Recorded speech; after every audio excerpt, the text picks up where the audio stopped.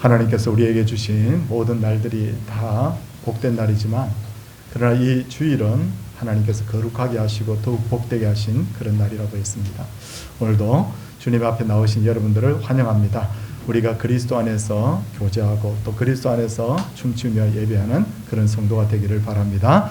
여러분 옆에 분들과 같이 한번 잠시 우리 교제하고 난 후에 예배드리겠습니다. 반갑습니다. 네, 반갑습니다. 네.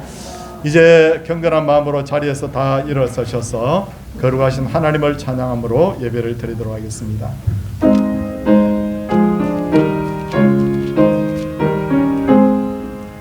만복의 하나님 온 백성 찬송 드리고 저 천사여 찬송하세 찬송 성부 성자 성령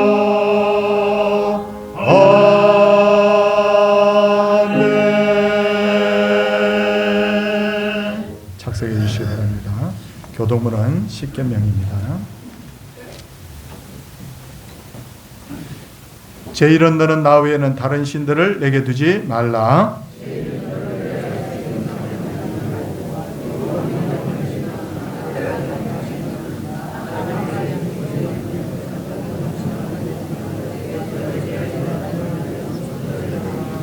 제3은 너는 내 하나님 여호와의 이름을 망령되게 부르지 말라. 제5는 내 부모를 공경하라. 제7은 간음하지 말라. 제9는 내 이웃에 대하여 거짓 증거하지 말라. 아멘. 우리의 신앙 고백 사도신경 함께 하겠습니다. 나는 전능하신 아버지 하나님 천지의 창조주를 믿습니다. 나는 그의 유일하신 아들 우리 주 예수 그리스도를 믿습니다. 그는 성령으로 잉태되어 동정녀 마리아에게서 나시고 본디오 빌라도에게 고난을 받아 십자가에 못 박혀 죽으시고 장사된 지 사흘 만에 죽은 자 가운데서 다시 살아나셨으며 하늘에 오르시어 전능하신 아버지 하나님 우편에 앉아 계시다가 거기로부터 살아있는 자와 죽은 자를 심판하러 오십니다. 나는 성령을 믿으며 거룩한 공교회와 성도의 교제와 죄를 용서받는 것과 몸의 부활과 영생을 믿습니다. 아멘. 찬송 279장 찬송 후에 백성칠 장로님께서 기도 인도하시겠습니다.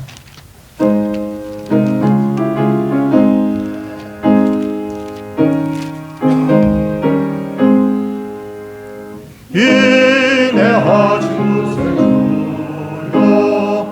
내가 비오니 죄인 오라실 때에 날 부르소서. 주여 주여 내가 비오니 죄인 오라실 때에 날 부르소서. 자비하신 보좌 앞에 꿇어 엎드려 자복하고 회개하리 믿음 주소서.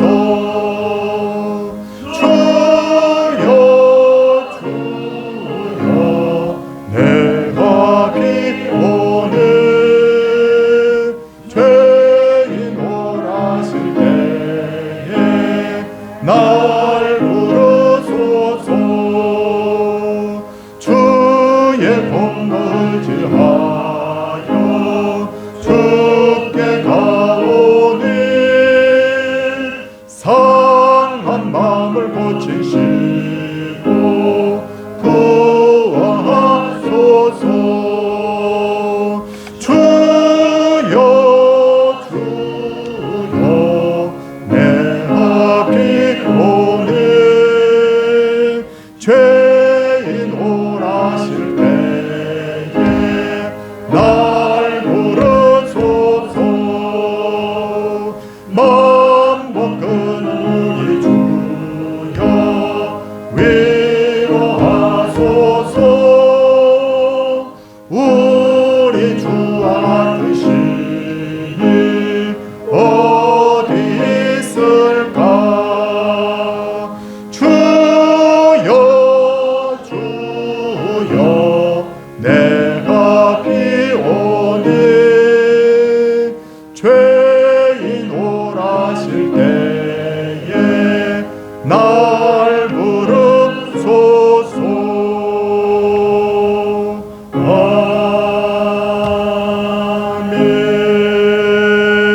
아멘.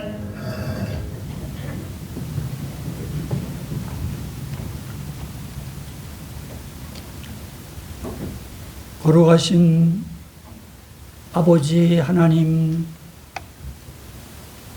복주시마 약속하신 거룩한 성일 원근 각처에서 하나님의 된 전에 올라와 우리의 몸과 마음과 중심을 들여 하나님께 예배 드립니다. 하나님 영광으로 받으시고 한량없는 은혜와 복을 나리워 주시옵소서.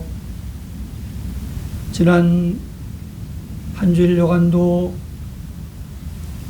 저희들을 사랑하여 주시되 밝을 때나 어두울 때나 위험에 있을 때 주님 우리의 우편 그늘 되어 주시어서 기쁘게 하시고 평안케 하시고 감사케 해 주심을 인하여 감사드리옵나이다. 하나님, 생각해 보면 모든 것이 하나님의 은혜이고 하나님의 사랑임을 고백합니다. 하나님, 세상에 먹음직스럽고 보암직스럽고 지혜롭게 할 만큼 탐스러운 것들로 인하여 우리의 못난 자아로 이 모양 저 모양 지은 많은 죄와 허물 주님 십자가 아래 내려놓고 회개합니다. 하나님 용서해 주시옵소서. 하나님께서 피로 값주고 사신 서울 동산교회, 이 교회를 통하여 영광 받으시는 아버지 하나님, 이 한 해 동안 저희 교회가 계획하고 기도하며 준비한 모든 일들로 순조롭게 진행하게 하심을 인하여 감사드리옵나이다. 우리 하는 모든 일들로 겸손케 하시고 주님보다 앞서지 않게 하시고 성령보다 앞서지 않게 하시고 기도보다 앞서지 않게 하시고 말씀보다 앞서지 않게 해 주시어서 우리 하는 일들로 주님의 기쁨이 되기를 소원하옵나이다. 사랑하시는 주님, 교회가 새생명 초청 잔치로 준비하고 기도하며 나아가고 있습니다. 하나님, 초청되어지는 한 분 한 분 오늘 우리가 작정하고 이제 기도하며 그를 품에 안고 초청하기를 원합니다. 초청되어지는 한 분 한 분 앉은 자리가 일평생 잊지 못하는 자리가 되어지게 해 주시옵소서. 구원의 주님 만나게 하시고 생명의 주님 만나게 하시고 소망 되신 주님 만나게 해 주시어서 우리와 한 가지로 계속해서 하나님을 믿는 믿음의 한 분 한 분 되어질 수 있도록 하나님 꼭 붙들어 주시옵소서.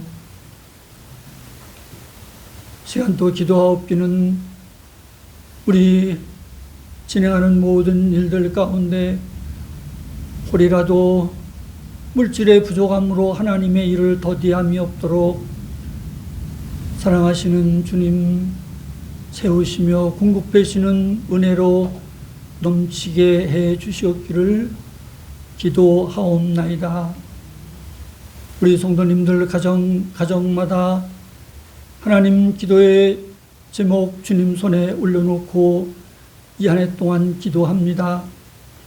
사랑하시는 주님, 우리 작은 신음에도 들으시고 응답하시는 그 은혜로 구하는 것보다 더 좋은 것으로 채워 주시옵시고 응답해 주시옵소서.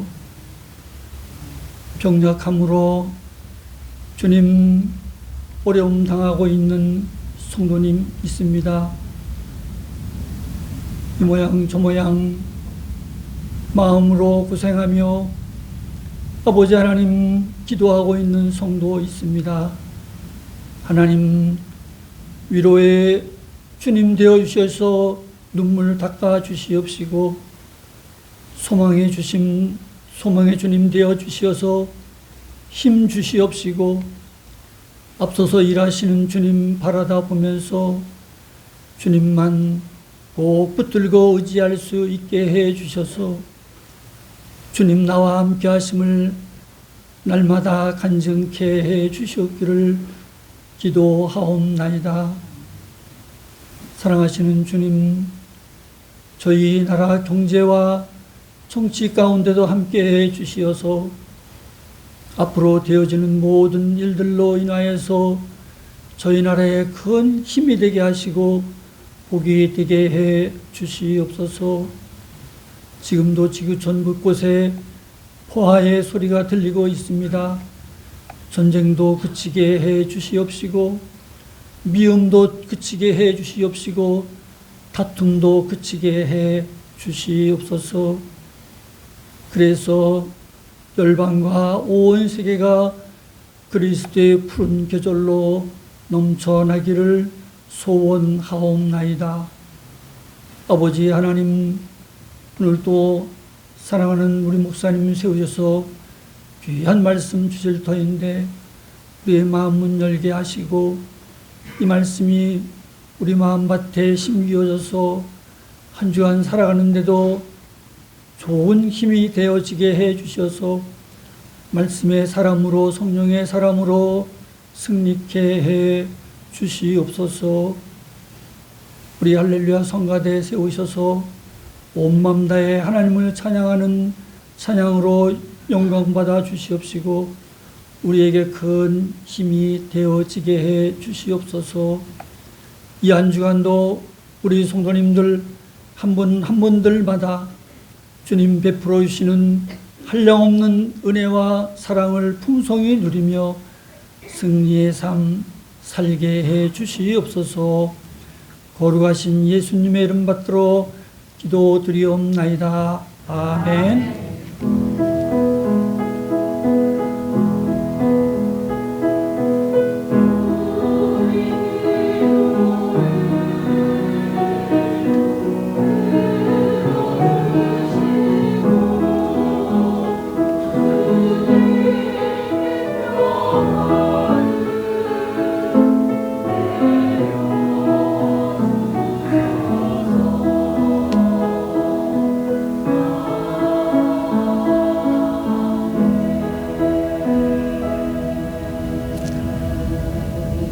하나님께서 우리에게 주시는 말씀은 고린도전서 2장 1절에서 5절까지의 말씀입니다. 2장 1절에서 5절까지의 말씀 제가 봉독하도록 하겠습니다. 형제들아, 내가 너희에게 나아가 하나님의 증거를 전할 때 말과 지혜의 아름다운 것으로 아니하였나니 내가 너희 중에서 예수 그리스도와 그가 십자가에 못 박히신 것 외에는 아무것도 알지 아니하기로 작정하였습니다. 내가 너희 가운데 거할 때 약하고 두려워하고 심히 떨었노라. 내 말과 내 전도함이 설득력 있는 지혜의 말로 하지 아니하고 다만 성령의 나타나심과 능력으로 하여 너희 믿음이 사람의 지혜에 있지 아니하고 다만 하나님의 능력에 있게 하려 하였노라. 아멘. 할렐루야. 찬양대 준비된 찬양으로 하나님께 영광 돌리겠습니다.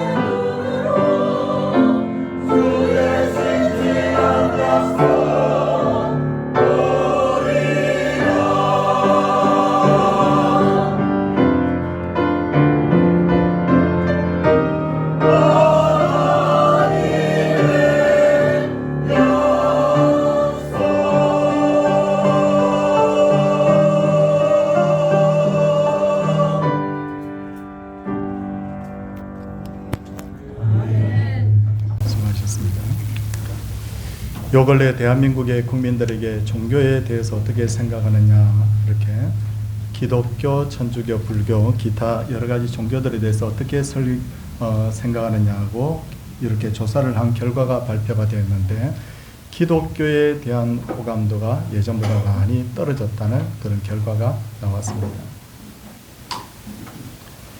기독교가 왜 이렇게 호감도가 떨어졌는가 내용을 살펴보니까 여러 가지 이유들이 있는데, 그 중에 상당수가 교회가 참 잘못한 부분들이 많았구나라는 것을 생각하면서 이런 부분들을 우리가 서서히 고쳐가고 또 우리 자신을 돌아보면서 반성해야 되겠다는 생각을 했었습니다. 그러나 세상 사람들이 기독교에 대해서 반감을 가지는 이유 중에는 기독교인들은 자기들만 신앙생활을 잘 하면 될 텐데 왜 교회를 가지 않으려고 하는 사람들 굳이 교회로 가자고 하느냐. 아니 불교 믿는 사람도 안 그러고 다들 그렇게 안 하는데 왜 유달리 교회만 자꾸만 교회 가자고 하면서 전도를 하느냐는 부분이 있는데, 저는 이 부분에 있어서만큼은 저는 수긍을 할 수가 없습니다. 물론 세상적인 이치로 생각해 보면 자기들만 잘 믿으면 되지 왜 안 믿겠다는 사람을 자꾸 교회로 데려가느냐, 세상 사람들의 생각이 일리가 있는 듯 보이죠.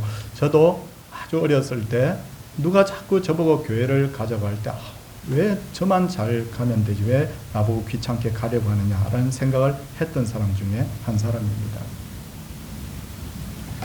그러나 생각해 보십시오. 지금 여러분에게 가장 친한 친구가 죽을 병이 들었습니다. 그런데 그 병을 고칠 수 있는 의사와 약을 여러분들은 알고 있어요. 그러면 분명히 그 친구에게 그 의사를 찾아가자고 말하지 않겠습니까? 어쩌면 그 친구가 이렇게 말할지도 몰라요. 내가 이 병을 고치려고 온갖 방법을 다 써보았는데 효과가 없어. 난 지금 너무 힘들어. 그러니 날 좀 내버려 둬. 여러분 어쩌면 그 친구가 그렇게 말할지도 모릅니다. 그러면 그렇게 하라고 여러분 내버려 두겠느냐는 거예요. 아마도 어르고 달래고 협박을 해서라도 친구를 그 의사에게 꼭 여러분 데리고 갈 것입니다.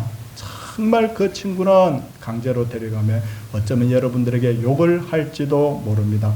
그러나 나중에 병이 낫고 나면 여러분들에게 눈물을 흘리면서 내가 진짜 내 친구구나 라고 여러분에게 감사를 하겠지요. 기독교가 불교나 세상의 종교들과 다른 것이 뭐냐? 이 기독교 복음이라는 것은 바로 교양을 쌓는 것이 아니에요. 사람의 인생관을 바꾸는 거기서 거치는 것이 아니라 예수님을 믿느냐 믿지 않느냐의 문제는 바로 사느냐 죽느냐의 문제입니다. 그러므로 우리는 복음을 전하다가 오해를 받거나 핍박을 받거나 또는 거칠게 항의를 받는다고 하더라도 이 복음 전하는 일은 예수님 오실 때까지 우리 해야 되는 거예요. 그런 차원에서 오늘은 바울은 어떻게 복음을 전했는지에 대해서 정리를 해서 한번 살펴보도록 하겠는데, 먼저 바울은 첫째로 복음을 전할 때 여러분 보십시오. 말과 지혜의 아름다운 것으로 아니하고 오직 십자가에 못 박히신 예수님만 전했다고 그는 그렇게 고백을 하고 있습니다. 전에도 말씀드렸듯이 바울이 살던 시대에는 십자가는 잔인하고 끔찍한 여러분 사형도구예요. 십자가형은 아무나 당하는 게 아니에요. 적어도 국가에 대해서 반역죄를 지은 사람이나 혹은 연쇄살인범과 같은 중죄를 지은 사람, 이런 사람만 십자가형을 하게 되어 있었는데, 그러므로 당시의 사람들은 십자가라는 말만 들어도 사람들이 벌벌 떨면서 두려워했다고 합니다. 그런데 신명기 21장 23절을 보시면 나무에 달린 자는 하나님께 저주를 받았음이니라 라고 기록되어 있습니다. 이거 유대인들은 이 구절을 보면서 이렇게 생각했습니다. 야, 십자가에 달린 사람은 저주받은 사람이구나. 십자가는 굉장히 수치스러운 것이구나. 그래서 이 유대인들은 십자가라는 이 말조차 입에 떠올리는 것을 조심했습니다. 어린아이가 집에서 십자가 그러면 그런 말 하면 안 돼 라고 그렇게 말을 할 정도였다는 거예요. 그럼에도 불구하고 바울은 십자가에 달리신 예수님을 로마인에게도 전하고 헬라인에게도 전하고 유대인에게도 욕을 먹으면서도 매를 맞으면서도 전합니다. 왜냐하면 십자가에 달리신 예수님을 믿어야만 영생을 얻을 수 있다. 성경은 명확하게 영생 얻는 다른 길은 없다고 말씀하고 있기 때문에 바울은 이 십자가에 달리신 예수님을 전하기 위해서 높은 신분을 포기했습니다. 많은 재산도 포기했습니다. 모든 것을 희생하고 다 양보했습니다. 억울한 일이 있더라도 누명을 쓰는 일이 있더라도 침묵했습니다. 그러나 그랬던 바울도 복음을 훼손하는 일에 대해서는 아주 단호했어요. 왜? 이건 훼손해야 될 그런 것이 아니기 때문이었어요. 갈라디아서 2장에 보면 베드로가 할례받지 않은 이방인들과 식사하는 장면이 나옵니다. 그런데 베드로의 동족이었던 유대인들이 마침 그곳을 방문을 합니다. 그러니까 베드로가 식사를 하다가 벌떡 일어나가지고 그 자리를 피합니다. 왜? 유대인들의 율법에 하면 할례받지 않는 이방인들과 교제하거나 식사하지 못하게 되어 있기 때문이에요. 그러자 바울은 신앙의 대선배인 그 베드로를 크게 책망합니다. 바울이 예의가 없어서 그런 것이 아니에요. 누구든지 예수님을 믿기만 하면 구원을 받고 하나님의 백성이 된다고 명확하게 복음이 말씀하고 있는데 이 베드로라는 사람은 아직도 할례를 받았느냐 받지 않았느냐에 대해서 그 문제에 대해서 아직도 신경을 쓰고 있으니까 그거 아니잖아요. 그래서 책망한 거예요. 기독교인으로서 양보할 수 있는 문제를 아디아포라라고 합니다. 양보할 수 있는 문제를 아디아포라, 양보할 수 없는 문제를 디아포라라고 합니다. 아디아포라 그리고 디아포라. 오늘 식당 여러분 당분 오늘 식당 당분들 오늘 식사 뭐죠? 반찬. 여러분 교회에서 떡을 먹는 떡국을 먹느냐 라면을 먹느냐 밥을 먹느냐 그건요 양보할 수 있는 문제예요. 뭘 먹어도 여러분 우리는 그냥 감사하면서 하나님 주셨습니다 하고 먹을 수 있습니다. 이건 뭐라고 그랬죠? 양보할 수 있는 문제. 아디아포라. 근데 어떤 사람이 교회에서 이렇게 말하는 거예요. 다른 종교도 너무 좋더라고. 절에 가는 것이나 교회 가는 것이나 다 똑같더라고. 예수 믿으나 부처 믿으나 다 천국은 갈 수 있다고 여러분 이렇게 합니다. 이런 말은 우리가 용납할 수 있어요, 없어요? 없습니다. 이걸 뭐라고 그러냐면 디아포라. 절대로 용납할 수 없는 문제라는 거예요. 그런데 언제부턴가 한국교회는 양보를 해야 될 문제로 많은 다툼이 일어났습니다. 예를 들어서 우리나라에 처음에 기독교가 전파가 되었습니다. 우리나라 처음에 조상들을 보면 전부 다 바닥에 앉아서 다 무릎을 꿇고 예배를 드렸습니다. 거룩하신 하나님 앞에 그렇게 예배드린 게 좋죠. 근데 서양 선교사들이 서양 교회는 다 장의자가 놓여 있으니까 장의자를 가지고 들어왔습니다. 몇몇 교회는 장의자가 있고 몇몇 교회는 바닥에서 예배를 드립니다. 두 교회가 막 싸웁니다. 아니 하나님 앞에 어떻게 무릎 꿇고 예배 드려야지 의자에 앉아서 예배 드리느냐고. 말이 됩니까? 안 됩니까? 별로 말 안 되잖아요. 여러분 우리나라 해방 후에 신여성들이 파마를 하고 예배 드리러 왔습니다. 아니 여자들이 기생처럼 그렇게 머리에 파마를 하고 예배를 드리러 왔다고. 지금은 다 파마하고 예배 드리러 와도 아무 이상 없는데 그 당시에는 파마하고 예배 드리러 왔다고 다 그 당시에 분란이 일어났어요. 7, 80년대가 되었습니다. 교회가 부흥하니까 교회 안에서 노래를 부르는데 드럼이 교회 안에 들어와야 되느냐 안 들어와야 되느냐 경건한 예배당 안에서 두드리고 한다고 막 싫어했습니다. 그때도 한참 동안 그것 때문에 논쟁이 벌어졌습니다. 여러분 우리 한국교회 어떤 일이 있었는지 아십니까? 목사님들이 강단에서 양복을 입어야 되느냐 한복을 입어야 되느냐 그것 가지고 싸웠다고요.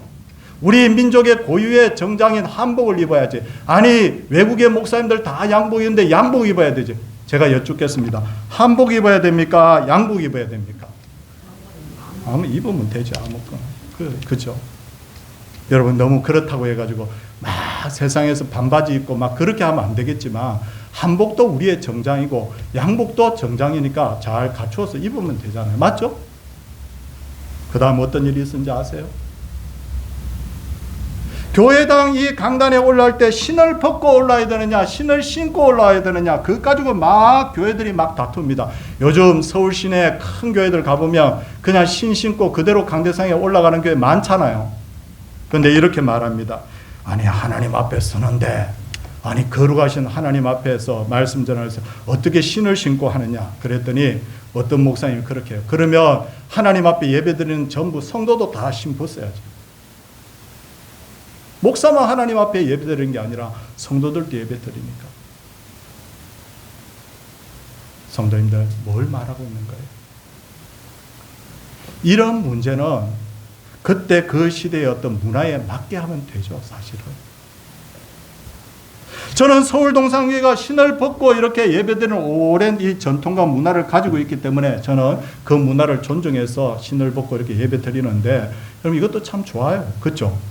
그렇다고 해서 신을 신고 예배 드리는 그런 교회 가가지고 저 거룩하지 못한 놈들 여러분 그렇게 하면 안 돼요. 왜? 이런 것은 여러분 전부 다 하나의 그 시대의 문화라는 거예요. 반면에 교회가 진리에 대해서는 점점점 소극적이 되어가고 있습니다. 세상 사람들이 복음 전하는 거 싫어하니까 교회도 조심해서 복음 전해야 된다고 합니다. 다른 종교에 대해서 좀 열린 마음을 가져야 된다고 합니다. 그래서 세계에서 가장 큰 기독교 단체인 WCC라는 걸 여러분 들어보셨을까 합니다. 그 WCC에서는요. 다른 종교를 존중해야 된다고 해서 행사를 할 때 다른 종교의 대표들도 막 초대를 합니다. 그래서 기독교 이 예배를 드리는데 아니 막 중들도 막 오고요. 이상한 사람도 막 옵니다. 이 WCC라는 것이 좋은 일도 뭐 많이 하고 있지만 저는 이런 부분에 있어서 동의 안 합니다. 왜? 복음을 훼손하는 일이라고 저는 보는 거예요. 목숨을 걸어야 될 복음에 대해서는 관심이 자꾸 줄어들고 목숨을 걸지 않아도 될 문제에 대해서는 자꾸만 목숨을 거는 거예요. 부산에서 가장 큰 교회에서 여러분 재직회를 하는데 그 한 사람이 이렇게 손을 들고 말합니다. 목사님 오늘 재직회 이거 순서가 오늘 뒤죽박죽입니다. 이렇게 해서 되겠습니까? 막 화를 냅니다. 목사님 그렇게 말씀하셨습니다. 성경에 이렇게 회의하는 법이 기록되어 있지 않으니까 효율적으로 이렇게도 하고 저렇게도 합시다. 이것 가지고 우리 싸울 필요가 있겠냐고. 여러분 교회는 본질을 위해서 싸워야 되지 비본질적인 일을 가지고 싸워서는 안 되잖아요. 다시 말씀드리지만 우리 교회는 앞으로도 절대로 하나님께 예배드린 일과 복음 전하는 일은 양보하지 않습니다. 아멘. 절대 양보 안 해요. 제일 꼭대기가 예배와 전도입니다. 그 밑에 작은 기둥이 있습니다. 친교, 봉사, 구제, 외부 활동 이런 게 있는 거예요. 예배와 이 복음 전하는 일에 대해서 소홀히 하면서 그 다음 아무리 다른 작은 기둥들을 여러분 잘 한다고 해도 그건 병든교회예요. 병든교회. 주객이 전도된 교회예요. 사랑하는 성도님들, 우리 앞으로도 우리 예배 드리는 일, 복음 전하는 일은 우리 주님 오실 때까지 열심히 하기를 주의 이름으로 축원을 드립니다. 둘째로 바울은 복음을 전할 때 가능한 팀을 이루어서 전했습니다. 전도할 때 팀을 이룬다는 것은 예수님의 방법입니다. 마가복음 6장 7절을 보면 예수님께서 12제자를 불러사 둘씩 보내시며 더러운 귀신을 제어하는 권능을 주시고 라고 했습니다. 12제자에게 몇 명씩 짝을 지어줬다고요? 둘씩. 누가복음 10장 7절을 보면 주께서 따로 70인을 세우사 여기 70인 전도대가 나옵니다. 친히 가시려는 각 동네와 각 지역으로 둘씩 앞서 보내시며 몇 명씩 짝을 보냈다고요? 둘씩. 왜 이렇게 하는 걸까요? 그 이유는 사람의 영적 상태가 매일 동일하지 않기 때문입니다. 어떤 때는 오늘이라도 당장 여러분 순교라도 할 것처럼 마음이 뜨거워졌다가 어떤 때는요 막 복음을 전하려고 하니까 마음이 자꾸만 주춤주춤 꺼려집니다. 영적 상태가 다 똑같지 않아요. 저도 오르락내리락 하더라고요. 제 영적 상태를 보니까. 그래서 여러분 예수님께서 서로가 보완이 되도록 짝을 지어 주셨습니다. 그래서 바울도 늘 동역자들과 함께 복음을 전했다는 것을 알 수 있죠. 처음에 바울의 목회 동역자는 바나바입니다. 누구예요? 바나바예요. 그는 1차 전도 여행을 떠날 때는 마가와 함께 갔습니다. 2차 전도 여행을 갈 때는 실라와 함께 갔습니다. 바울과 실라가 알죠? 그 찬송. 그 2차 전도 여행 때 있었던 일이에요. 3차 전도 여행 때는 누가와 함께 갔습니다. 로마서 16장을 보면 바울이 복음 전하는 때 이와 같은 동역자들과 함께 일했다고 여러 사람의 이름이 거명되고 있는 것을 볼 수가 있어요. 우리도 복음을 전할 때 동역자가 있으면 좋습니다. 집사님, 김 집사님, 내가 지금 우리 남편한테 복음을 전하려고 하는데 용기가 안 생겨. 좀 기도해 주세요. 할 수 있어야 돼요. 어떤 경우에는 이 집사님, 내가 누구에게 지금 복음 전하러 가는 길인데 내가 어떤 말을 해야 될지 몰라. 같이 좀 가줘. 여러분, 동역자가 있어야 된다고요. 제가 전에도 말씀드렸지만 여러분, 우리가 교회 조직을 볼 때 여러분 1남전대, 2남전대, 3남전대 있죠. 1남 뭐라고요? 전도회라니까요. 근데 놀 때는 동역자가 있는데 복음 전하자고 하는 데는 동역자가 없으면 안 된다는 거예요. 근데 이단들을 한번 보십시오. 이단들은 성경적인 방법으로, 이 방법이 그 사람들의 사상은 틀렸지만 방법은 얼마나 지혜로운지 몰라요. 성경을 그대로 가지고 옵니다. 자, 보세요. 여호와 정의 몰몬교 신천지 교인들 다닐 때 혼자 다니던가요? 둘이 다니던가요? 둘이 다녀요. 셋도 다니고. 여기 창동역 앞에 가보면 여러분 깨어라 파수대 이런 거 펼쳐놓고 또 신천지가 한 번씩 나와서 가판대를 펼쳐놓는데 거기 혼자 써 있던가요? 2명, 3명 써 있던가요? 2명, 3명 써 있어. 한번 보세요. 진리를 바로 믿고 있는 우리 교회에서는 예수님 방법대로, 성경 방법대로 잘 안 해. 우린 독고다이에요. 그렇잖아요. 근데 어떻게 해요? 예수를 잘못 전하고 있는 이단들은 어떻게 해요? 성경적인 방법대로 한다고. 이게 여러분 진짜 문제 아니에요? 오늘부터 여러분 2가지 동역자를 꼭 만드시기 바랍니다. 따라하겠습니다. 첫째는 기도의 동역자. 무슨 동역자요? 기도의 동역자. 둘째는 전도의 동역자. 무슨 전도자요? 전도 동역자였어요. 그래야 내가 마음이 약해지고 이럴 때 나를 다 받쳐주는 거예요. 제가 참 감사하게 느끼는 게 뭐냐면, 목사님 용기 내세요. 열심히 하세요. 제 옆에서 기도하고 있습니다. 얼마나 좋은지 몰라요. 셋째로 바울은 어떤 경우에도 복음을 전하고자 했을 때 그때마다 하나님께서는 가장 좋은 길로 인도해 주셨습니다. 바울은 평생을 여러 나라를 다니면서 복음을 전했죠. 교회를 세웠죠. 그런데 그만 체포가 되어서 감옥에 갇힙니다. 그 당시에 감옥은 인권이 없습니다. 발에 착고가 채워져서 꼼짝달싹도 못합니다. 어떻게 해요? 그런데도 바울이 낙망하지 않고 하나님 앞에 찬송하면서 기도합니다. 그랬더니 하나님께서 영감을 주셔서, 성령의 감동을 주셔서 바울아 성경을 기록해라 하는 거예요. 뭘 기록하라고요? 성경을 기록해라. 그래서 바울은 이 감옥에서 성경을 기록했는데 이 감옥에서 기록한 성경을 뭐라고 하느냐? 옥중서신이라고 해요. 뭐라고요?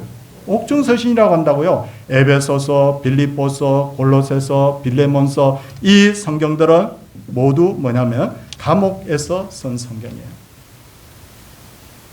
가만히 생각해보면 바울이 길을 다니면서 직접 복음을 전한 사람보다 이 서신서를 통해서 예수 믿은 사람이 훨씬 많아요.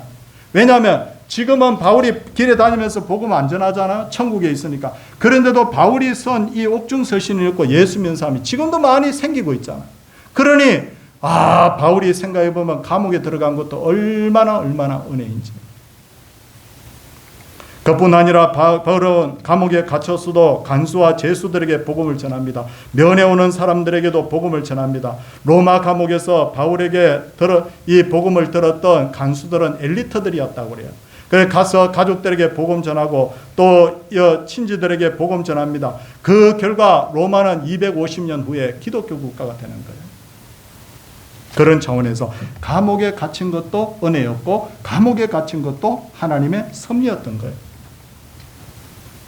우리가 복음을 전하고자 하는 마음만 있으면 수단과 방법은 하나님이 가르쳐 주는 거예요.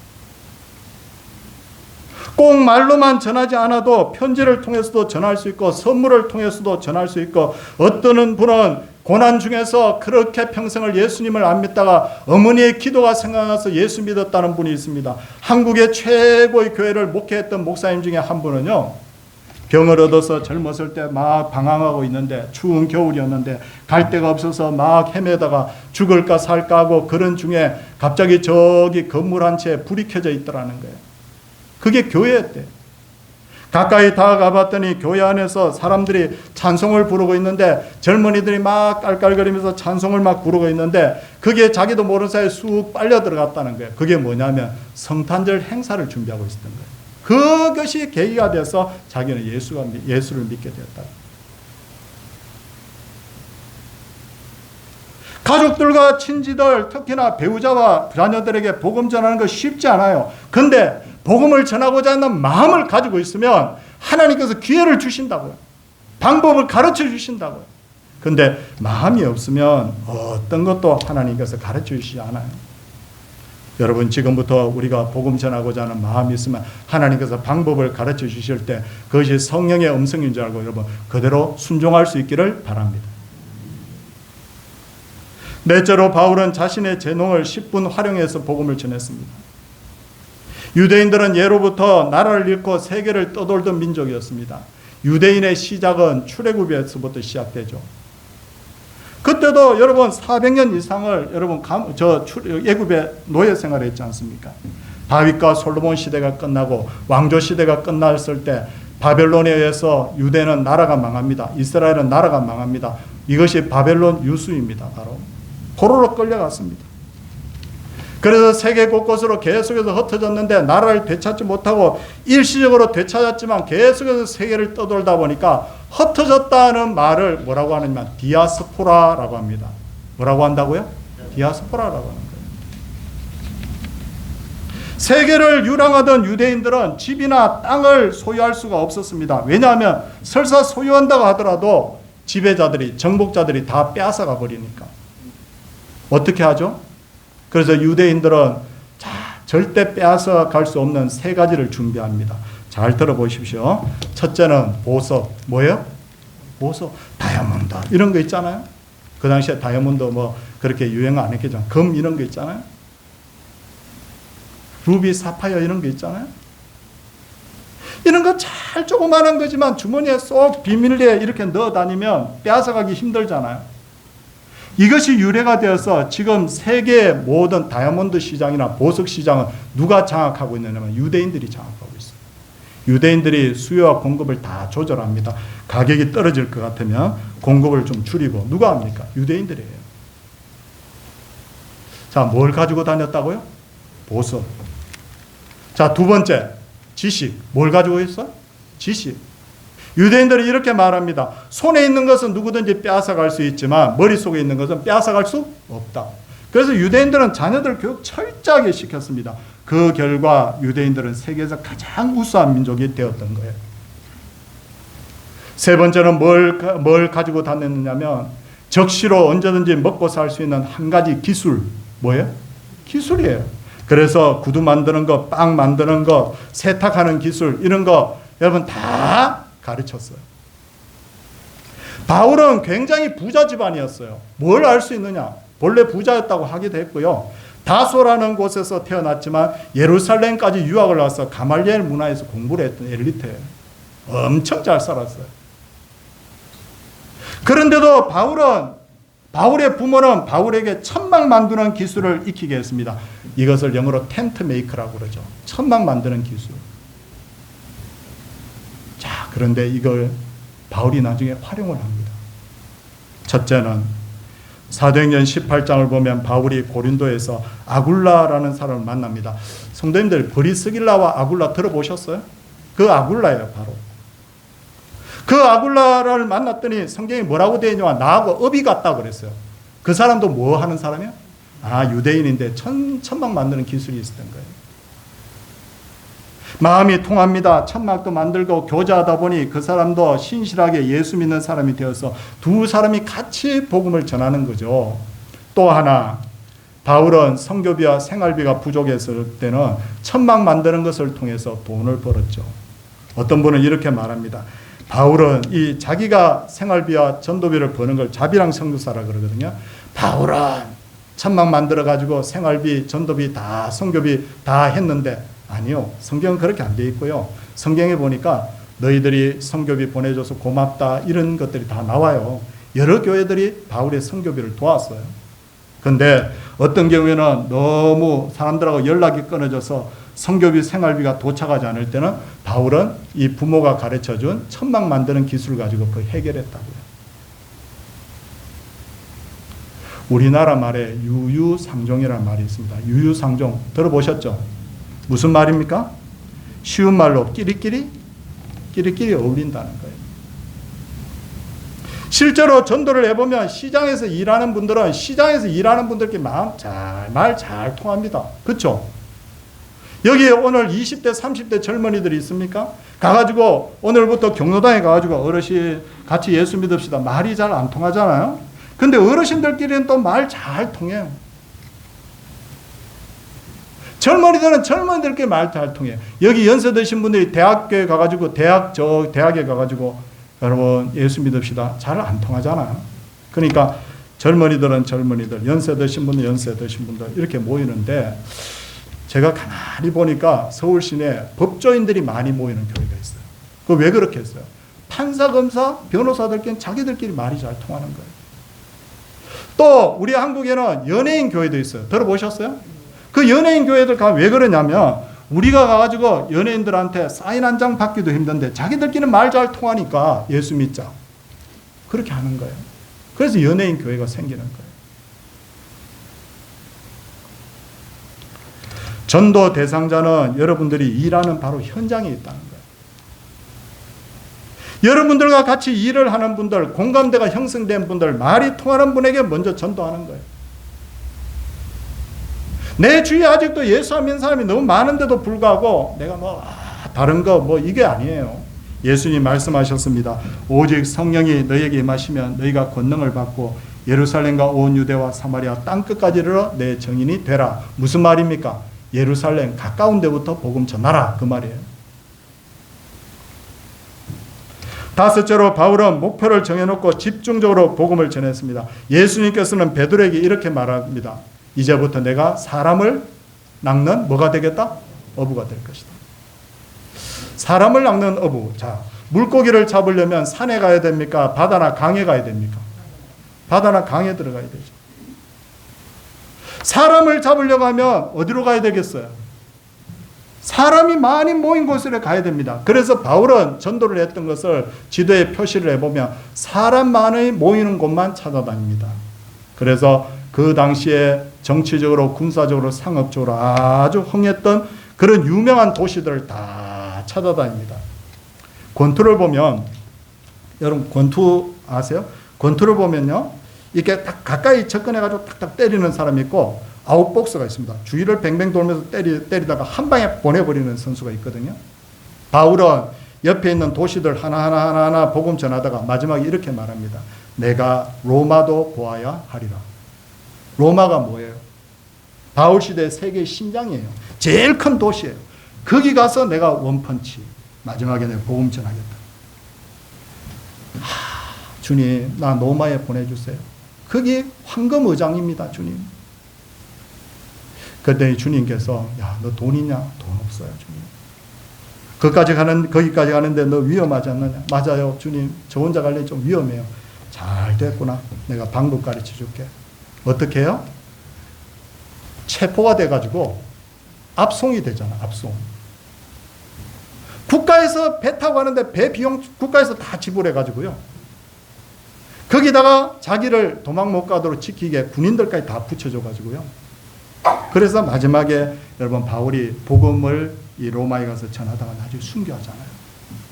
이게 바로 여러분 오늘 바울의 바로 전도 방법이었던 거예요.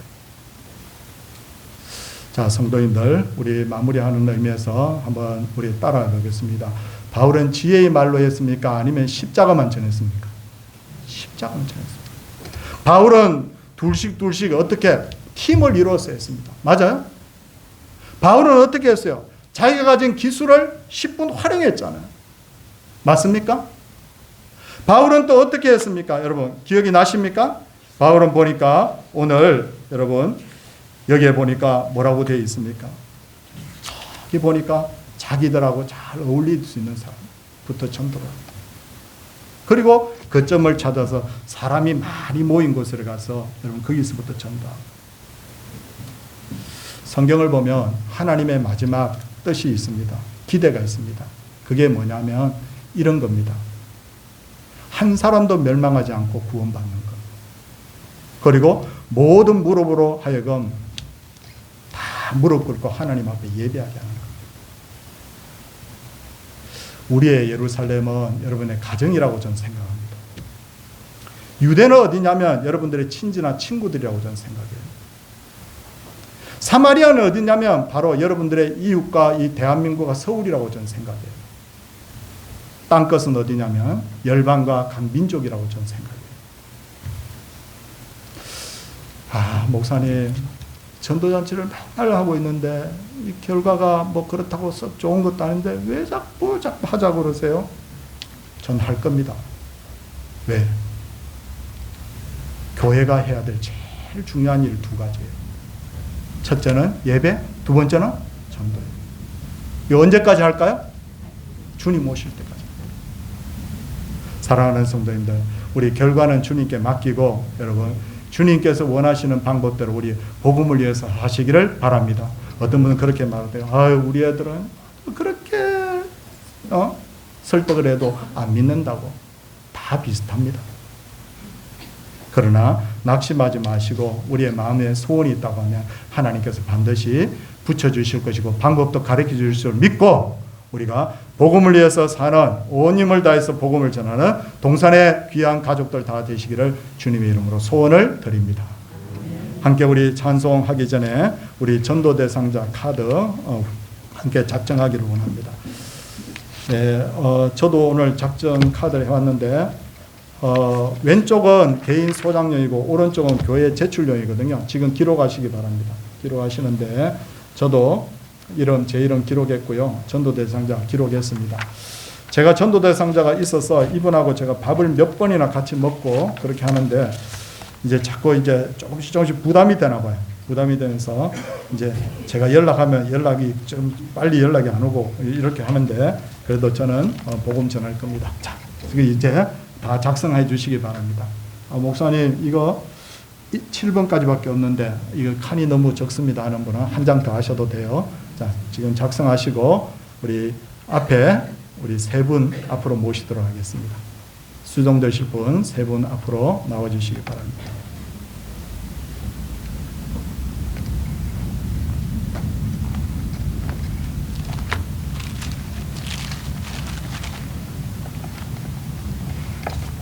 기도하도록 하겠습니다.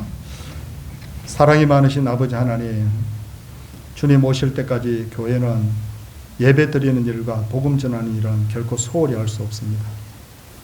가장 중요한 이 두 가지 일을 위해서 저희들이 헌신하고자 하오니 또 이번 기회를 통하여서 내 가까운 분들부터 꼭 주님 교회로 초대할 수 있도록, 그래서 한 번이 아니면 두 번, 또 지난번에 모시고 왔던 분이라 할더라도 한 번이 두 번이 되고 두 번이 세 번이 되고 좋은 기회가 될 줄로 알고 믿음으로 이름을 적습니다. 하나님께서 섭리하여 주셔서 우리 가족, 우리 친지, 우리 친구들, 이웃들이 다 주님 앞에 나오는 역사가 있게 하여 주시옵소서. 예수님 이름으로 기도드리옵나이다. 아멘. 찬송 505장 하면서 함께 우리 헌물과 함께 하나님 앞에 드리도록 하겠습니다.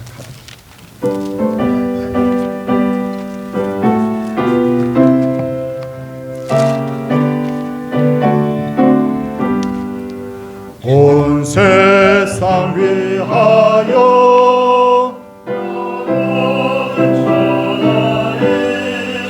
만 백성 모두 나와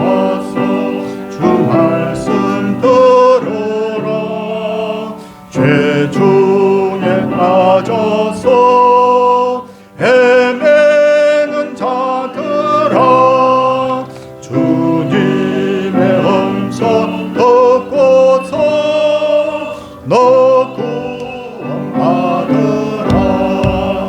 정하오 기도해 매일 정의 되리라. 세상 모든 사람 다 듣고 그 사랑 알도록 온 세상 위하여 이 복음 전하리. 저 죄인 회개하고서 주 예수 믿으라. 이 세상 구하여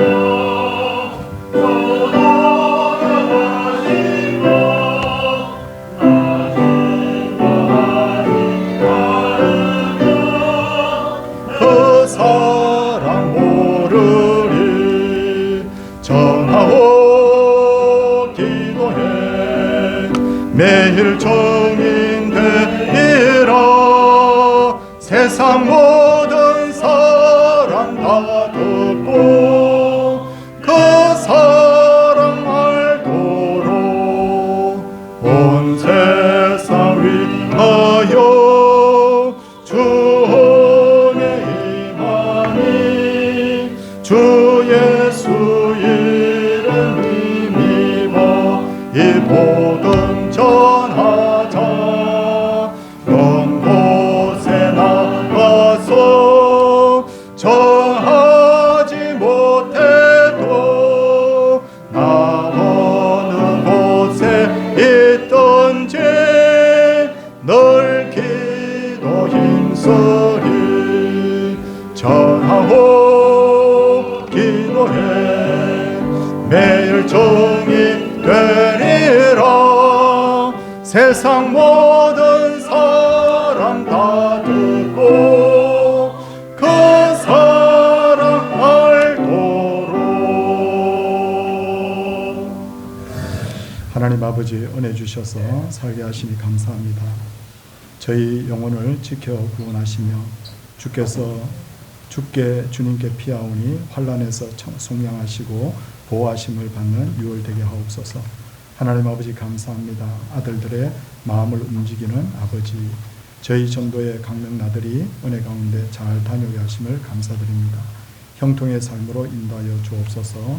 때를 따라 도우시는 하나님의 은혜 감사드립니다. 하나님 아버지 범사에 감사합니다. 범사에 감사드립니다. 그리고 생일 감사 예물을 이렇게 하나님께 드렸습니다. 기도하도록 하겠습니다. 하나님 아버지, 저희가 참 매우 부족합니다. 어떤 때는 엄청난 믿음을 가지고 사는 듯 하다가도 또 때로는 믿음이 식어질 때도 있지만, 그러나 우리의 마음속에는 늘 하나님 앞에 예배 드리는 것과 하나님이 가장 기뻐하시는 이 복음을 위해서 살겠다는 마음은 변치 않고 있습니다. 아버지 하나님, 이제 그 마음에 열정을 다하여 주시고 또 열정에 주님께서 방법도 가르쳐 주시고 정말 그 간절한 소원의 그 말을 듣고는 내 남편이, 내 아내가, 내 가족들이, 내 하나님 부모님이, 아이들이 하나님 앞에 다 나올 수 있도록, 나의 가장 친한 친구들이 하나님 앞에 나오고 이웃들이 하나님 앞에 나올 수 있도록 나를 주님 사람 낚는 업으로 사용하여 주시기를 간절히 바라옵고 원하옵나이다. 사랑의 주님, 참 오랫동안 해봤지만 안 된다고 하나님 좌절할 일이 아닌 줄 압니다. 하나님, 사람이 병이 들어서 하나님 생명이 경각에 달려도 온갖 방법을 다 쓰게 되는데, 하나님이 영혼 구원하는 일도 그런 마음으로 주님 우리가 감당하기를 원합니다. 우리의 마음을 움직여 주시고, 그래서 이번 6월 22일 날 정말 이 귀한 날이 많은 분들을 초대해서 함께 한 말씀이라도 복음을 들을 수 있는 기회를 만들어 갈 수 있도록 도와주시기를 간절히 바라옵고 원하옵나이다. 준비위원들 수고가 많습니다. 하나님께서 그 수고를 기억하여 주시옵시고 오늘 이름을 적어낸 분들의 이 마음의 소원들이 다 이루어지게 하여 주시되, 또 이름을 적지 않은 분이라 하더라도 하나님 동기가 더 부여가 되어서 꼭 일에 함께 참여할 수 있도록 도와주시기를 간절히 바라옵고 원하옵나이다. 사랑의 주님, 이 시간에 하나님 앞에 귀한 예물 드린 분들이 계십니다. 믿음으로 드린 11조, 감사 예물, 믿음으로 드린 아버지 하나님 귀한 전도 성기예물과 건축예물 주정예물을 받아주시옵시고 하나님께서 성경에서 약속한 대로 하나님 성도들이 복을 받음으로 영혼이 잘되고 범사가 잘되고 강건하며 이 예물이 하나님 기뻐하시는 아벨의 제물과 또 과부의 두 랩돈과 같은 예물이 될 수 있도록 하나님 역사하여 주시옵소서. 사랑해 준 우리의 삶의 물질이 필요합니다. 우리의 삶의 건강도 필요합니다. 하나님 우리의 삶에 더욱더 믿음도 필요합니다. 하나님 이 모든 것이 균형 있게 갖추어져서 하나님 앞에 부족함이 없는 삶을 살아가게 하여 주시옵소서. 생일을 맞은 귀한 분이 있습니다. 하나님 이 젊은이를 하나님께서 기억하여 주시옵시고 아버지 하나님이여 정말 이 젊음을 하나님 앞에 드리고자 하오니 하나님께서 찾아가 주시옵시고 믿음에 불이 붙게 하여 주시옵시고 그래서 하나님 앞에 남은 여생들이 얼마일지 50년인지 100년일지 알 수 없으나 철저하게 주님과 동행하는 아들이 될 수 있도록 주님 역사하여 주시옵소서. 사랑의 주님, 또 하나님 주일마다 수고하시는 분들이 있습니다.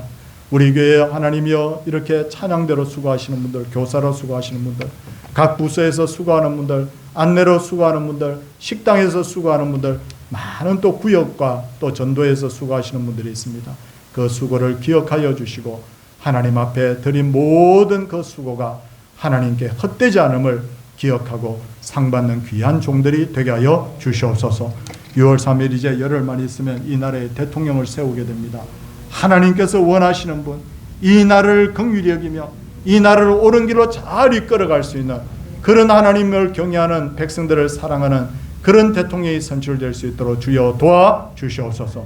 저희는 아버지 하나님 누가 되어야 될지 알 수 없으나 하나님은 알고 계신 줄 믿사오니 다만 주께 구하옵는 것은 이 나라가 많은 상처를 입고 있지만 하나님이여 주께서 좋은 지도자를 하나님 세워주셔서 이 나라의 미래가 밝아질 수 있도록 역사하여 주시옵소서. 주 앞에 늘 나라를 위해서 기도하는 성도들이 많이 계십니다. 하나님 여분기에 하나님 복을 받게 하여 주시고 하나님의 영광을 드러내는 이 대한민국이 되게 하여 주시옵소서. 오늘 하루도 교회가 평강 가운데 기뻐 뛰며 하나님 앞에서 함께 교제하며 또 오후 예배도 드리고 구영연합 예배도 드리고 모든 이 순서마다 평강과 기쁨이 넘치게 하여 주시옵소서. 예수님 이름으로 기도드리옵나이다. 아멘. 자리에서 다 일어서셔서 595장 찬송하겠습니다.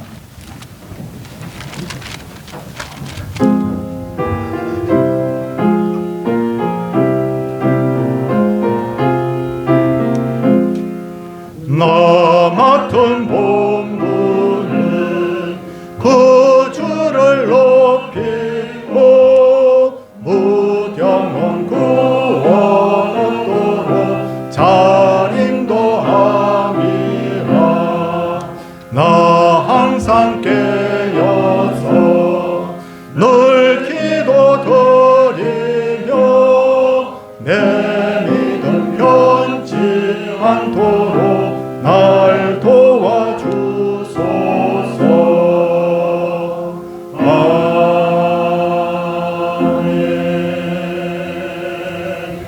주 예수 그리스도의 은혜와 하나님의 크신 사랑과 성령님의 감화 교통하심의 역사가 오직 하나님의 뜻을 쫓아서 오직 복음을 위해서 살기를 원하는 하나님의 사람들, 그 자녀와 가정과 생업위와 교회위에 이제로부터 영원토록 함께 있을지어다. 아멘.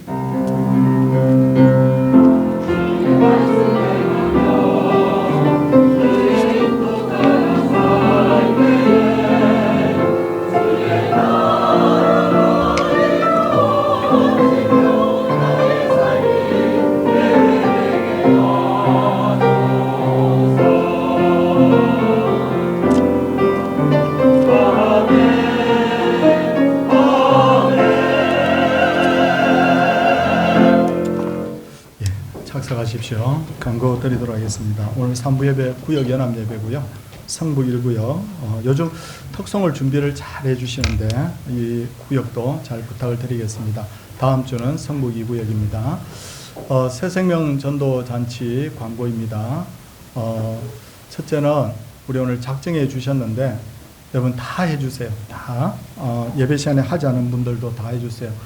그리고 미리 광고를 드리지만 작년에 오고 1년 동안 한 번도 안 온 분들이라도 그대로 초대하세요. 왜냐하면 이분 모시고 이분 모시고 이분 모시고 그 할 때마다 다른 분 모시는 것도 의미가 있지만 그 한 분을 위해서 계속해서 초대하고 말씀을 듣다 보면 조금씩 믿음이 생깁니다. 그렇기 때문에 여러분 그런 것도 참작하셔서 여러분 얼마든지 모시고 오셔도 상관없습니다. 모바일 초청장입니다. 여러분 이번에는 종이 초청장이 아니라 모바일 초청장을 우리 최규태 집사님 만들어 가지고 여러분들에게 딱 보내드립니다. 보내되면 여러분들이 사진 이렇게 전송하는 거 여러분 하실 수 있어요? 사진 이렇게 해서 전달 이렇게 하는데 여러분들 그걸 꼭 눌러서 이렇게 전달해 주시는데 잘 모르겠다 그러면 우리 최규택 집사님이나 우리 젊은 분들에게 물으면 다 가르쳐 주십니다. 이거 배워야 돼요. 좀. 제가 몇 년 전 이야기인데 좀 오래된 이야기인데 식당에 가서 키오스크가 처음 들어왔잖아요. 삑삑삑 눌러서 주문하는 거 있잖아요. 그거 제가 밥 먹으러 갔다 못 먹어가지고요. 제가 뒤에 있는 젊은이한테 이거 어떻게 해야 되느냐고 그렇게 제가 물었던 기억인데 이거 배워야 돼요. 좀 그렇게 꼭 해주시기 바랍니다. 그리고 우리 전도 이 준비위원회 모임이 2부 예배 후에 본당에서 잠시 모이도록 하겠습니다. 3부 예배 후에는 정기당회가 있고요. 그 다음 월, 화, 수 3일 동안 우리 서울 중부의 교육자회 수련회가 있습니다. 기억해 주시고 저도 참석을 합니다. 꼭 은혜로운 수련회가 될 수 있도록 기도해 주시면 감사하겠습니다. 지난주에도 강조했지만 세계 선교대회가 있습니다. 총회에서 하는 선교대회는 천안에서 합니다. 거기까지 갈 수가 없지만 우리 노예 선교대회는 우리 교회에서 오전에 선교사님 오셔서 설교하시고 오후에는 한일교회에서 모여가지고 우리 선교합니다. 근데 노예마다 결연 선교, 우리가 지금 선교사가 한 200 몇십 가정, 한 70 가정 정도 되는데 그 구역과 이 결연이 돼 있어요. 결연. 그래서 우리 노예는 일본하고 결연이 돼 있어요. 근데 일본이 선교사가 되게 많습니다. 20몇 가정이거든요. 그래서 이렇게 초대를 해서 이렇게 같이 이렇게 예배를 드립니다. 그렇기 때문에 이것도 꼭 기억해 주시기 바랍니다. 자, 우리 전도선교위원회 광고 다 됐죠? 예, 됐습니다. 자, 옆에 분들 한번 바라보시고 손을 꼭 잡아주시고 같이 우리 인사하도록 하겠습니다. 할렐루야!